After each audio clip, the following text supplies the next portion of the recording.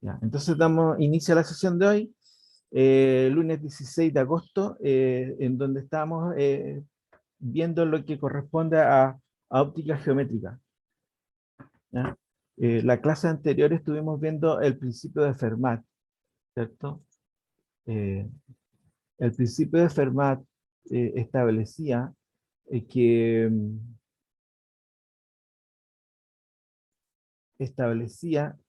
el camino óptico que sigue un rayo luminoso al pasar por un sistema óptico es un mínimo, ¿ya? O es un máximo o es un punto estacionario, ¿ya? De todos los posibles caminos ópticos que hay entre esos dos puntos, ¿ya? Eh, vimos que existen situaciones en las cuales el rayo, o sea, el rayo luminoso de alguna manera sabe cuál es el camino más corto entre dos puntos. Y ese es el camino óptico que sigue el rayo luminoso en la realidad, en la vida real, ¿cierto? Eh, Cuando va de un punto a otro, minimiza el rayo luminoso su camino óptico. ¿Y el camino óptico qué era? El camino óptico era el producto entre la longitud del rayo luminoso y el medio por el cual está atravesando ese rayo luminoso, ¿ya?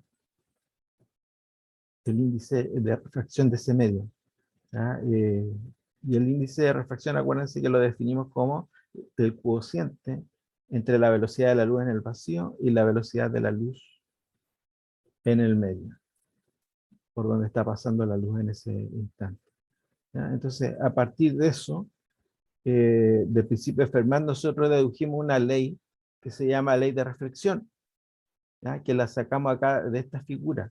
Dijimos que el rayo luminoso parte en el punto P, se refleja en un punto desconocido y, y llega al punto Q,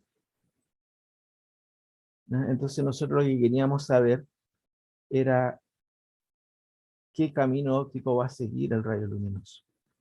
Entonces para eso, eh, este L que está acá va a ser el rayo, la longitud del rayo incidente, y este L' que sale acá va a ser la longitud del rayo reflejado, ¿ya? Entonces aquí nosotros hicimos todo un esquema con variables que podíamos calcular, ¿cierto? La altura del punto P, la altura del punto Q, la distancia horizontal entre P y Q, que ese se iba a llamar A, y el punto de reflexión, que era un punto desconocido que llamábamos X, ¿ya? Entonces nosotros construíamos el camino óptico al ir de P a Q, ¿cierto? Que iba a ser L por N más L' por N. Pero esto nosotros lo escribimos de otra manera, utilizando Pitágoras y utilizando base y altura de estos triángulos rectángulos que se forman acá, igual acá, ¿ya? Escribimos esto yo lo expliqué, yo lo estoy repasando nomás, esto lo dedujimos en la clase anterior, ¿ya?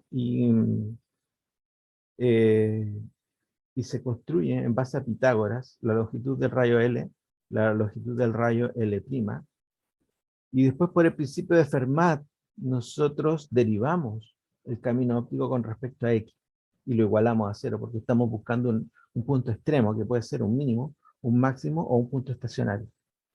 Y en el cálculo, ustedes aprendieron en el primer curso de cálculo que tuvieron, aprendieron que, que los puntos extremos de una función se obtienen derivándola con respecto a esa variable e igualando el resultado a cero, igualando esa operación a cero, ¿cierto? Entonces acá se hizo la derivada y se llegó a esta conclusión.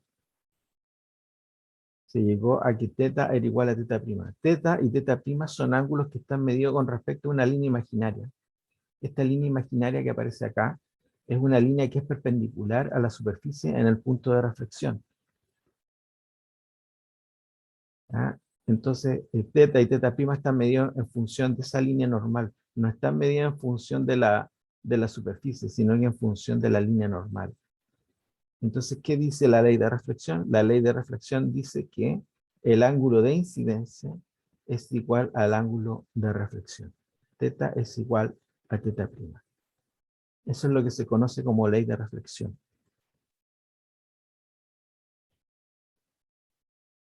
¿De acuerdo? Entonces, pero esto es una superficie plana. ¿Qué pasa con una superficie esférica? Por ejemplo, yo puedo tener un espejo esférico, ¿ya?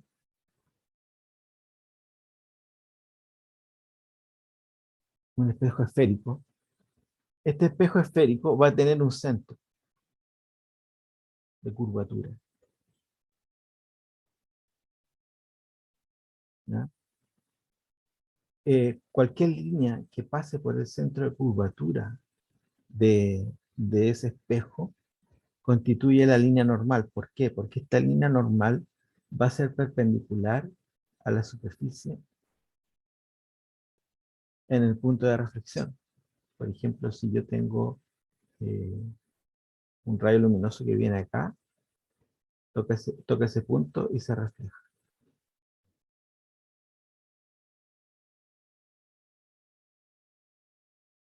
Esto lo voy a hacer mejor con...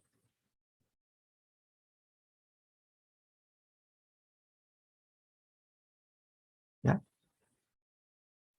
Entonces, el rayo luminoso incidente se va a reflejar ahí. Y esta línea que pasa por el centro de curvatura, esta línea es la normal. Esta línea es la que se conoce como línea normal. La misma línea normal que apareció acá, ¿cierto? En una superficie plana, también aparece en una superficie esférica. ¿Ya? Entonces los ángulos se miden en función de esta línea normal. Entonces acá tenemos teta, ángulo incidente, teta prima, ángulo de reflexión. Y la ley de reflexión dice que teta y teta prima son iguales, porque es una ley y se va a cumplir siempre. ¿Ya? Esto es para espejo, este es un espejo esférico cóncavo.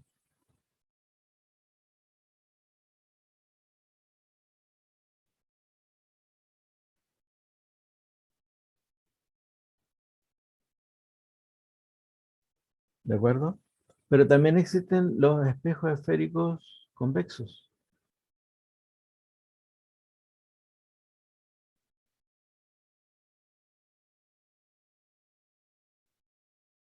¿Ya? Tenemos acá el centro de curvatura y acá también sigue aplicándose el mismo criterio que acá.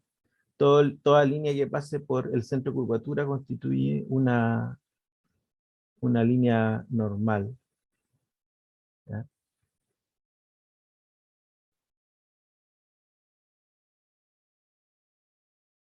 ¿De acuerdo? Entonces acá vamos a tener el ángulo de incidencia teta y el ángulo de reflexión teta prima. La ley de reflexión establece que esos ángulos son iguales.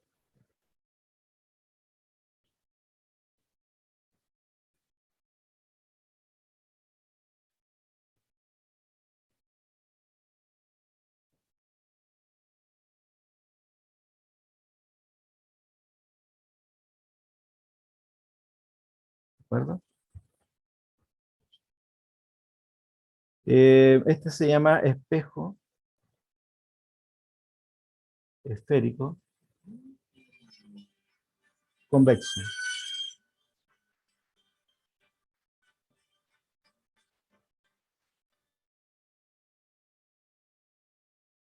¿De acuerdo? Entonces aquí tenemos un espejo esférico convexo.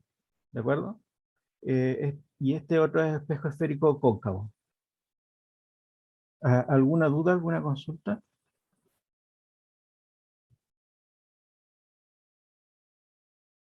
¿No, profe? Ya,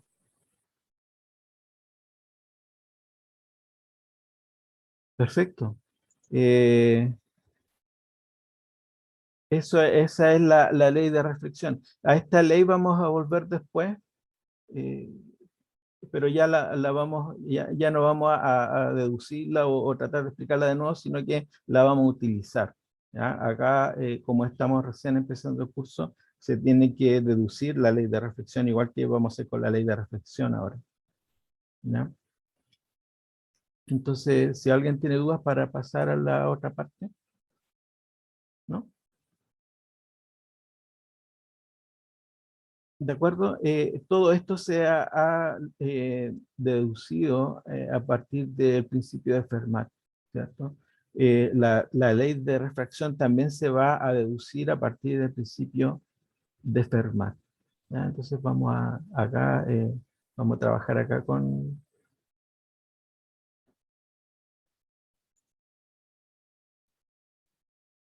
el principio de Fermat también. ¿Ya? Entonces acá no se anotan mucho las letras, ¿ya? Pero yo se las voy a ir explicando. Por ejemplo, acá tenemos un punto P, ¿ya? Este es un punto P, y de acá sale un rayo luminoso, ¿ya?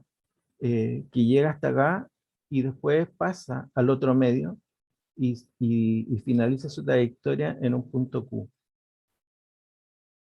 ¿Ya? Tenemos acá el índice del medio superior N1 y tenemos el índice del medio inferior N2. Acá no es como en la reflexión, porque en la reflexión el rayo luminoso incidente y el rayo luminoso reflejado estaban en el mismo medio. En cambio acá hay dos medios, N1 y N2. Los dos medios transparentes a los rayos luminosos. Por ejemplo, acá aire, acá agua, o acá aire y acá vidrio. No sé, cualquier combinación. Vamos a suponer, eso sí, vamos a suponer que el índice de refracción N1 va a ser mayor que el índice de refracción, perdón, al revés, que N1 va a ser menor que N2. Vamos a suponer que N1 es menor que N2. ¿No? Entonces, por ejemplo, acá aire y acá agua, o acá aire y acá vidrio, o acá agua, acá vidrio, cualquier combinación, que N1 sea menor que N2. ¿Ya?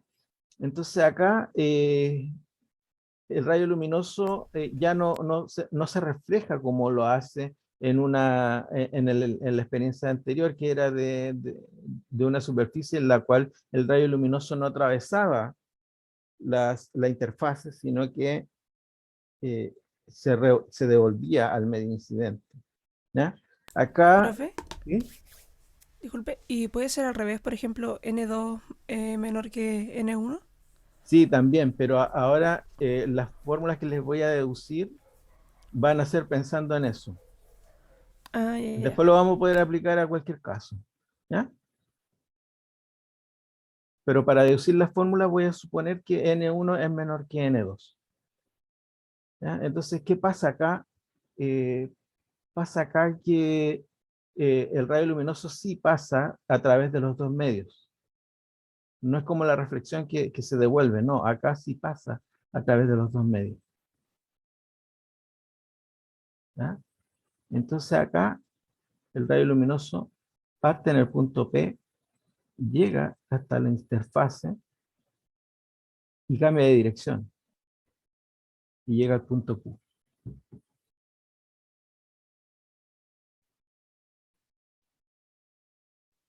¿Ya? Entonces acá la longitud de este rayo luminoso incidente, este rayo luminoso incidente, la longitud de ese rayo luminoso va a ser L y la longitud del rayo refractado va a ser L'.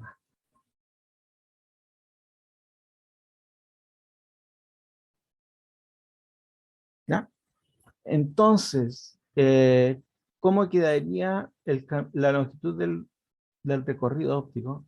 La longitud del recorrido óptico quedaría L por el medio por el cual se está desplazando ese rayo luminoso, N1, ¿cierto? Y también tenemos otro camino óptico, que es el refractado L' por N2.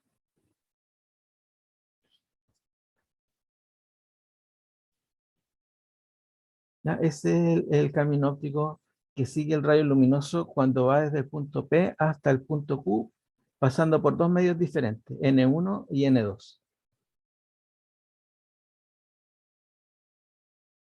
¿Ya?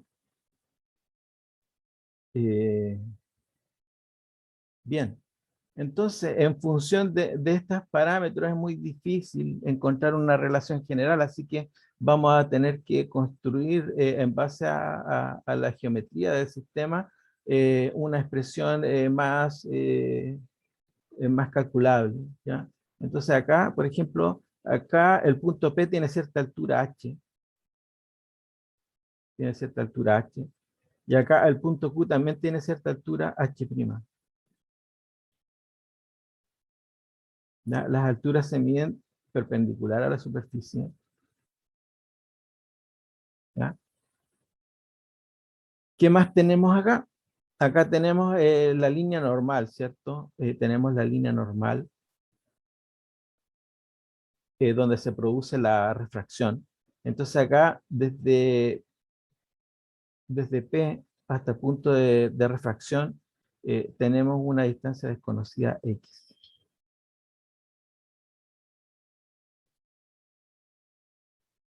¿Ya? Sin embargo, nosotros sabemos que desde el punto P hasta el punto Q, esa distancia se llama A y es una distancia conocida. ¿Ya? Así que esta otra distancia que va desde el punto de refracción hasta el punto Q, medida horizontalmente, esta distancia se llama A menos X. Lo voy a hacer un poquito más arriba mejor. Profe, ¿cómo supo que era A? Ahí me perdí. No, eso es porque es una magnitud que se supone medida, que es conocida. Es una distancia A cualquiera, pero es una distancia que nosotros conocemos. ¿Ya? Cuando yo enciendo la fuente luminosa en el punto P y llega hasta el punto Q, yo sé que ahí hay una distancia conocida. Lo que yo no sé es el punto de refracción. ¿Dónde está X? No, no lo conozco. Pero sí puedo medir el punto de partida y el punto de llegada. ¿Ya? Bien, entonces acá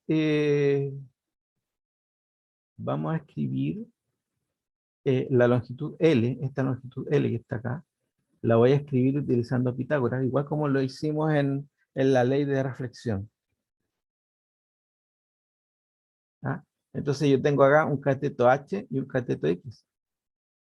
Entonces voy a escribir en función de esos dos catetos la longitud L. Y eso se hace utilizando Pitágoras, ¿cierto? Esto sería X cuadrado más H cuadrado elevado a un medio.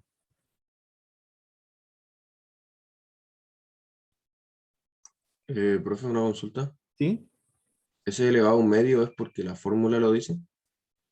Es porque lo que pasa es que Pitágoras eh, es, es C cuadrado igual a A cuadrado más B cuadrado. Ah, claro. Sí, ya, ya, profe.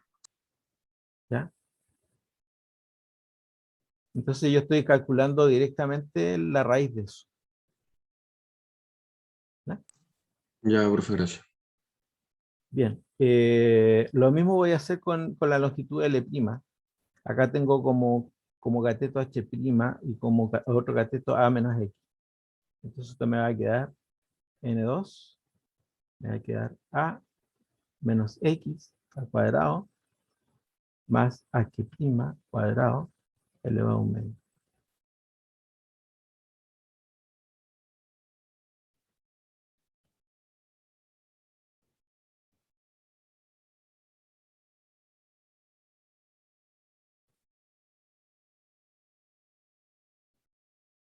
¿Ya? Entonces ahora voy a aplicar Fermat. Fermat dice que el camino óptico seguido por el rayo luminoso al ir de un punto P a un punto Q, pasando por un sistema óptico, es un mínimo. ¿Ya? Esto significa que yo tengo una función matemática que yo tengo que minimizar. ¿Ya? Es decir, yo tengo que a esta función matemática derivarla con respecto a la incógnita e igualarla a cero. Tal cual lo hicimos con la ley de reflexión.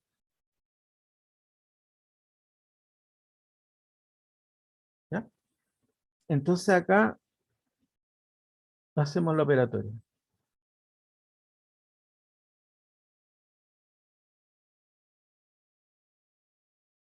¿Ya? Vamos a derivar acá, me queda n1. Esta función tiene exponente 1/2, ¿ya? Así que se deriva como una potencia, ¿cierto? X cuadrado más h cuadrado elevado a menos 1/2, ¿cierto? La regla de las potencias, ¿cierto? Se le resta a la potencia se le resta 1, y me va a quedar menos 1/2. Y también tengo que derivar el argumento de esa función, que sería, la derivada sería 2x.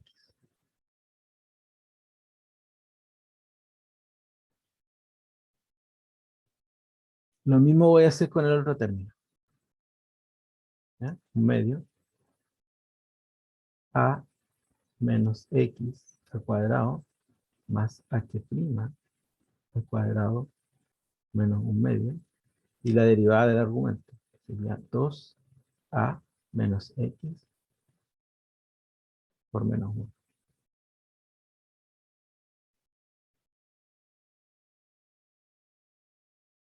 Esa es la derivada del segundo término.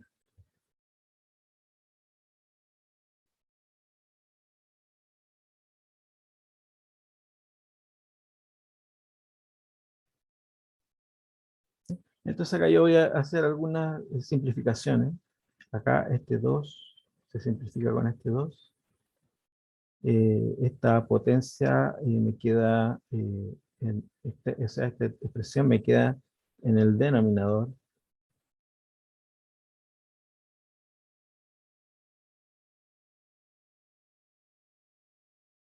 Este término que va a quedar negativo lo voy a pasar al lado derecho. Este 1/2 se simplifica con este 2.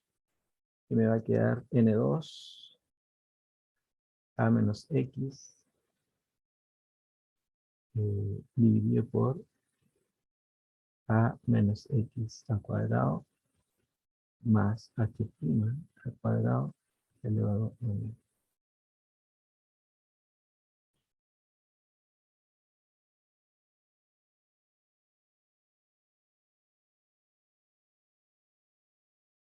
¿Ya?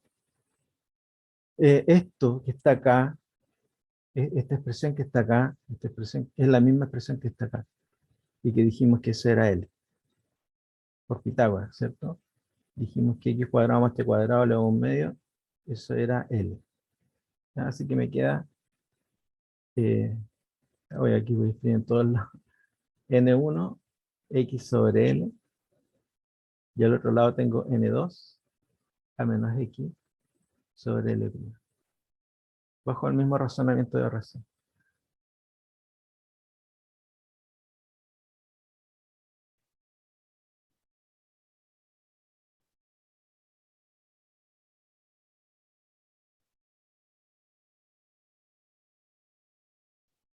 ¿Ya? Entonces acá nosotros dijimos que había una línea normal, que es imaginaria, y que es una línea perpendicular a la superficie en el punto de refracción.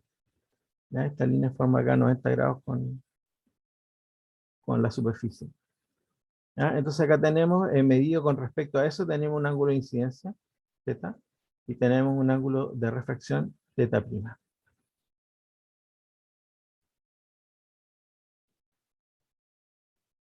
¿Ya? Este ángulo de incidencia es este mismo ángulo que está acá.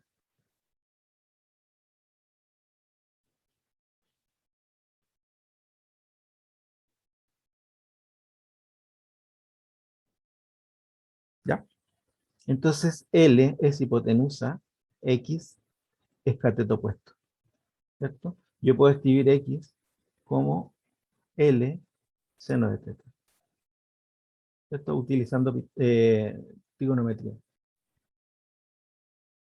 X igual a L seno de teta. O bien, X sobre L es seno de teta.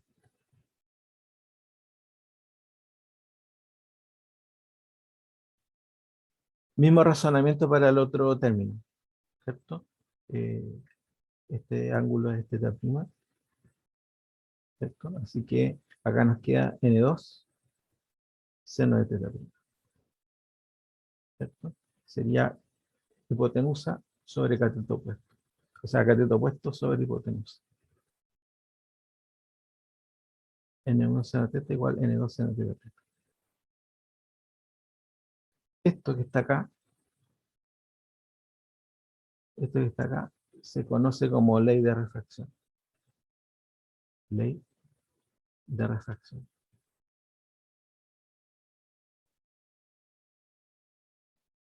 O también conocida como ley de Snell. Ustedes lo pueden encontrar en internet por los dos nombres. Seguramente ustedes van a poner ley de refracción y les va a aparecer más información con la ley de Snell, ¿cierto?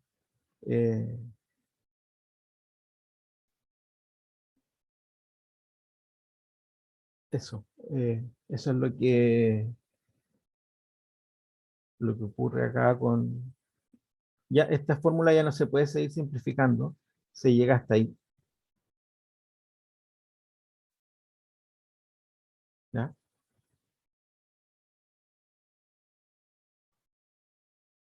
¿Dudas, consultas?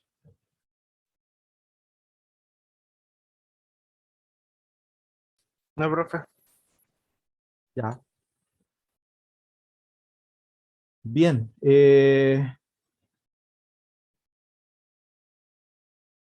De acuerdo. Eh, entonces, esta ley, estábamos acá, eh, n seno teta igual a n2 seno teta prima, ¿ya? Esta es la ley de refracción. En ella teta representa el ángulo de incidencia y teta prima el ángulo de refracción.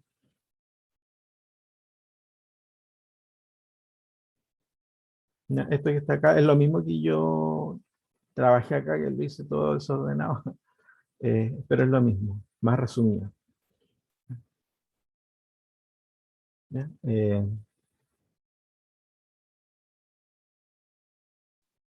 Bien.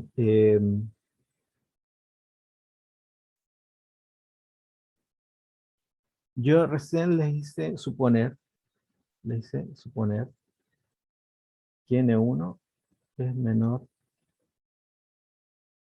que N2. Yo les dije recién que la ley de refracción es N1 seno teta igual N2 seno teta prima.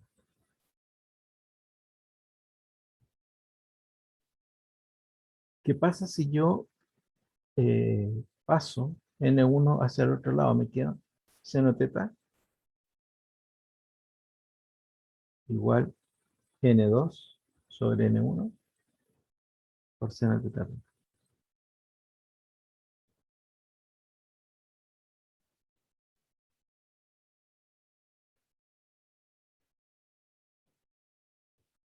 ¿Ya?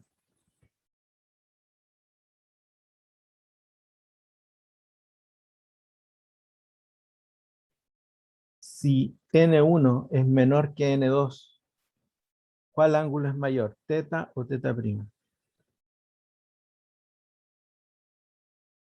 Pregunta para el auditorio.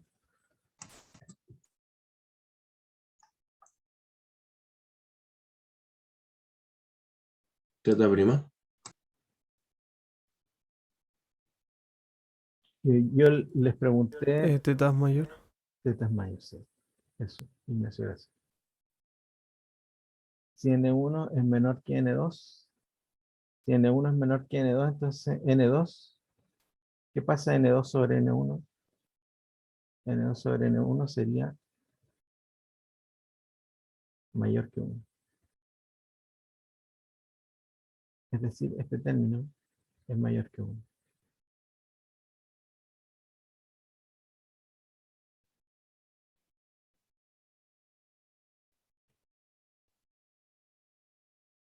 ¿Cierto?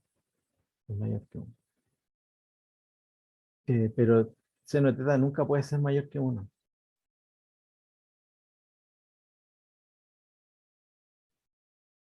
Seno de teta no puede ser mayor que 1, por lo tanto, seno de teta prima tiene que bajar la magnitud de este lado de la ecuación.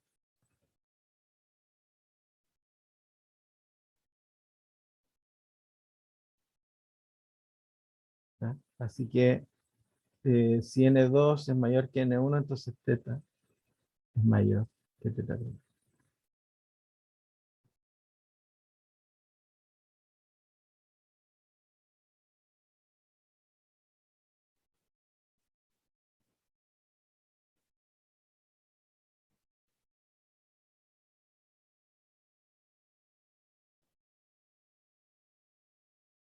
Exacto, Ignacio.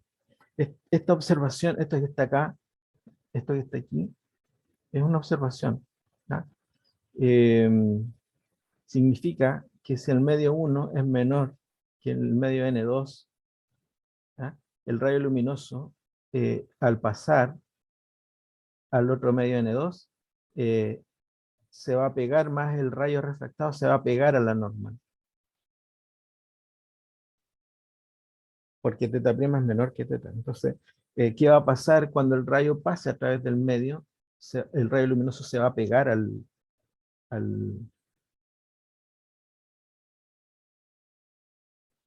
se va a pegar al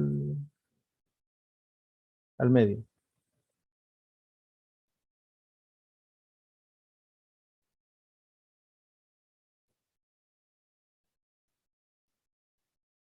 ¿Ya? Eh, una de las características que tienen los rayos luminosos es que son invertibles. ¿Qué significa eso? Eso significa que si el rayo luminoso va de A hasta B, siguiendo una trayectoria cualquiera, ¿ya? Si va de A hasta B va a seguir esta trayectoria, pero si va desde B hasta A va a llevar la misma. Va a seguir la misma trayectoria. Por eso se dice que los rayos luminosos son invertibles.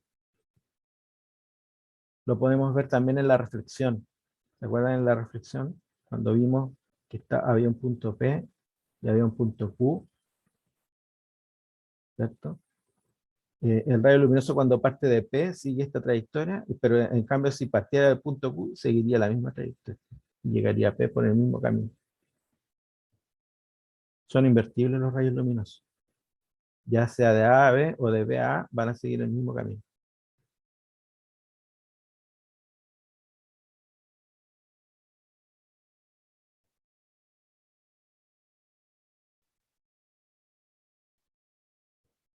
¿De acuerdo?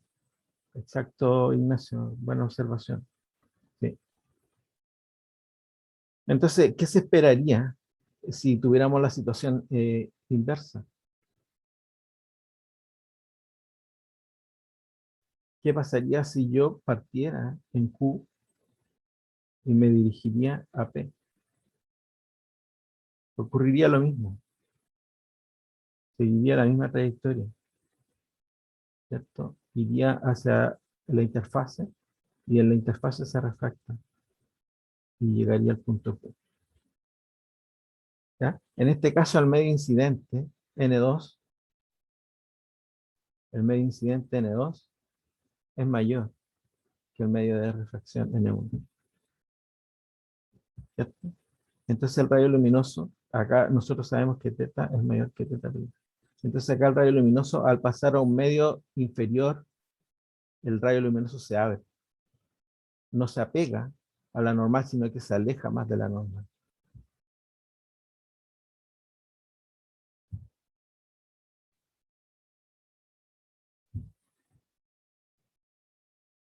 ¿Ya?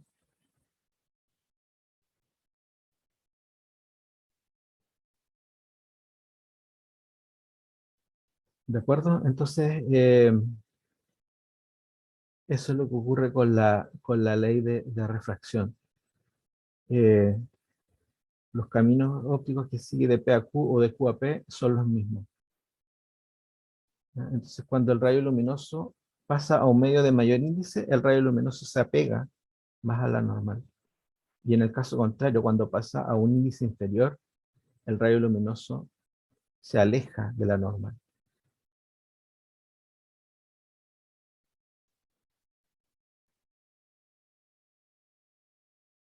¿Ya? En la primera experiencia, o sea, en la segunda experiencia de laboratorio, nosotros vamos a trabajar con índices de refracción.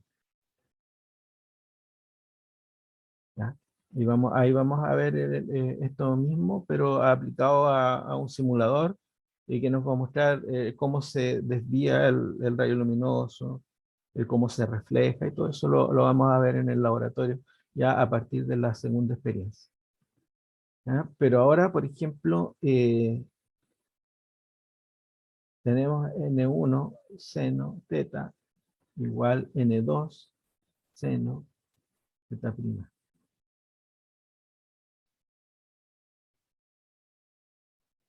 ¿Ya? N1 y N2 tienen que ser distintos, siempre. N1 distinto a N2, ¿cierto? Porque si no, no habría refracción. Si N1 fuera igual a N2, aquí habría aire y acá también, entonces no habría refracción. O por ejemplo, acá agua y acá agua, no hay refracción. ¿Ya? Pero sí tienen que ser distintos, N1 y N2 distintos. Uno mayor y el otro menor, cualquiera, cualquier combinación.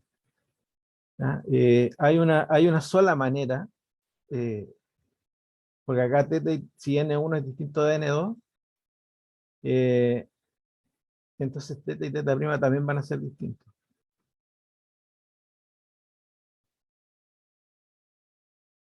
¿Cierto? Eh, si N1 y N2 son distintos, entonces para mantener la igualdad, teta y teta prima también van a ser distintos. ¿Ya? Es decir, siempre que pasa un rayo luminoso de un medio N1 a un medio N2, va a haber una refracción. El ángulo teta va a cambiar. Teta y teta prima también van a ser distintos.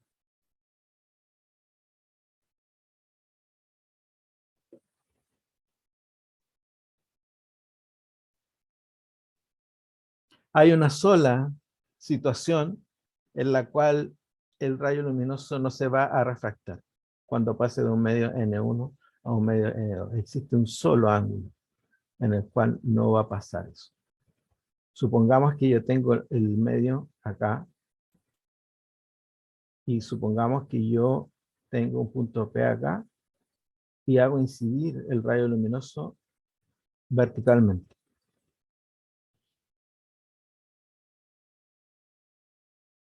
Si el rayo luminoso es, supongamos que acá hay N1 y acá N2, pues distinto.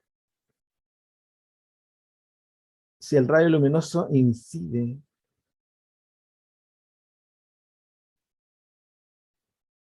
el rayo luminoso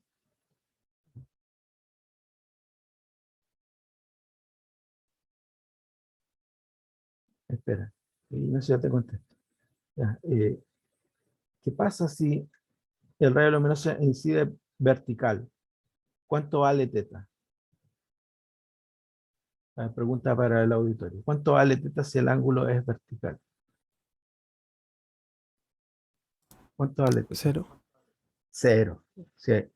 No vale 90 grados, vale cero. Porque los ángulos teta y teta prima están medidos con respecto a la normal, no con respecto a la superficie. ¿Ya? Así que si el rayo luminoso incide vertical, el ángulo de teta es cero. ¿Cierto? Y si yo sustituyo 0 grados acá, me queda N1 seno de 0.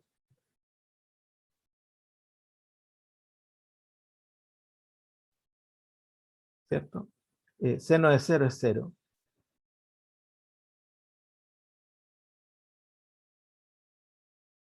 ¿ya? Me queda que el producto entre N2 y seno de θ' es 0. ¿Ya? N2, recordemos que N2 nunca puede ser menor que 1. Por lo tanto, N2 nunca va a ser 0. El que puede ser 0 es seno de θ'.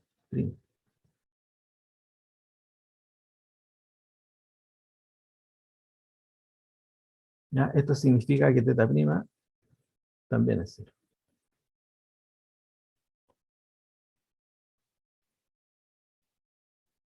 Es la única situación en la cual el ángulo de incidencia va a ser igual al ángulo de refracción.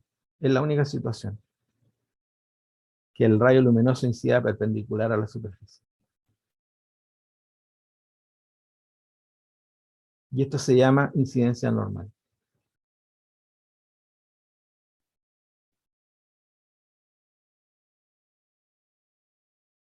Esto significa que el rayo luminoso, al pasar de un medio al otro de manera perpendicular, es la única manera en que el rayo luminoso no se va a desviar, no va a cambiar de dirección. Es el único caso.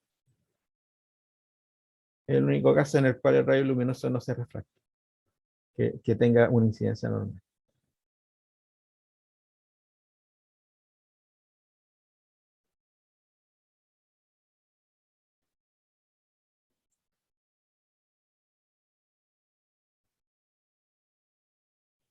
¿Dudas? ¿Consultas?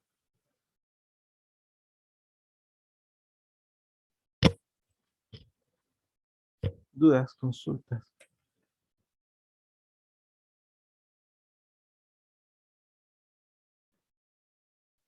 No, no. Ya, gracias, Felipe.